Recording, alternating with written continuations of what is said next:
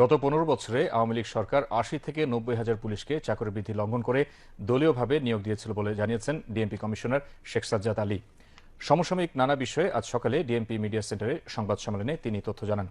এ সময় July August আন্দোলনে ডিএমপির অনেক সদস্যের অপেশাদার আচরণের জন্য দেশবাসীর কাছে ক্ষমাও চান কমিশনার। মামলার বাদী বা তদন্তকারী কর্মকর্তা কেউ মামলা নিয়ে বাণিজ্য করলে তাদের বিরুদ্ধেও ব্যবস্থা নেওয়া হবে বলেও হুঁশিয়ারি দেন DMP commissioner.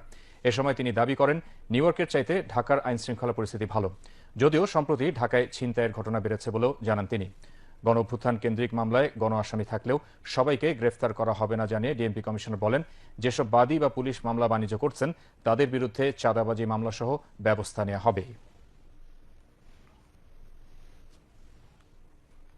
Dhaka metropolitan police ওই আন্দোলনে পেশাদারিত্বের বাইরে গিয়ে যে কাজ করেন সেই কাজের জন্য আমি অত্যন্ত দুঃখিত এবং ঢাকাবাসীর কাছে তথা দেশবাসীর কাছে আমি ক্ষমা প্রার্থী। বাংলাদেশ পুলিশ নতুনভাবে মানুষকে সেবা দেওয়ার জন্য কাজ শুরু করেছে।